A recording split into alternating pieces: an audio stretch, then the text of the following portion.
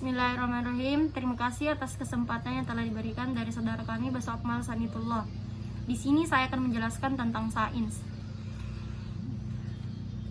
Sains adalah usaha-usaha sadar untuk menyelidiki, menemukan, dan meningkatkan pemahaman manusia dari berbagai segi kenyataan dalam alam manusia. Dampak negatif dari sains yang pertama, pemanfaatan teknologi internet untuk kejahatan masa kini. Yang kedua, penyalahgunaan situs sebagai media penyebaran hal sara, porno, dan sejenisnya. Yang ketiga, kemerosotan moral masyarakat khususnya di kalangan remaja. Yang keempat, semakin mudahnya kebocoran rahasia. Yang kelima, munculnya senjata baru yang dapat mengancam peradaban manusia. Dan yang terakhir, terorisme yang semakin banyak terjadi. Dampak positif dari sains yang pertama, informasi apapun dan dimanapun dapat diakses dan diketahui dengan mudah melalui internet. Yang kedua, komunikasi sudah tidak dapat dipisahkan dengan jarak.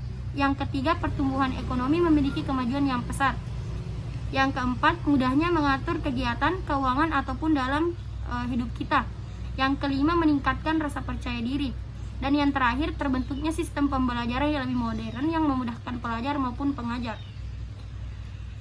Yang kedua, teknologi adalah keseluruhan sarana untuk menyediakan barang-barang yang diperlukan bagi kelangsungan dan kenyamanan hidup manusia.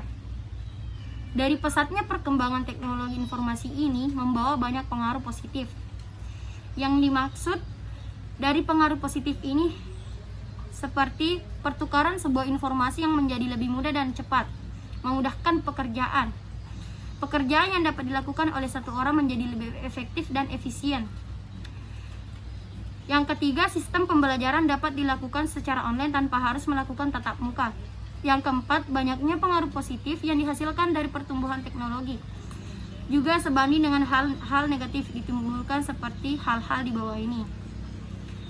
Yang pertama, masuknya budaya luar yang tidak mudah untuk diterima oleh anak Indonesia. Yang kedua, penggunaan gadget yang berlebihan dan akhirnya dapat merusak perkembangan otak pada anak. Kurangnya orang-orang bersosialisasi karena fokusnya selalu kepada teknologi. Dari beberapa hal yang sudah dibahas di atas dapat disimpulkan bahwa perkembangan teknologi memang menimbulkan hal yang positif dan negatif.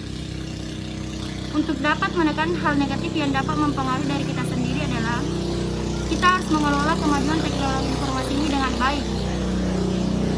Ilmu pengetahuan dan teknologi mengalami perkembangan begitu pesat bagi kehidupan manusia.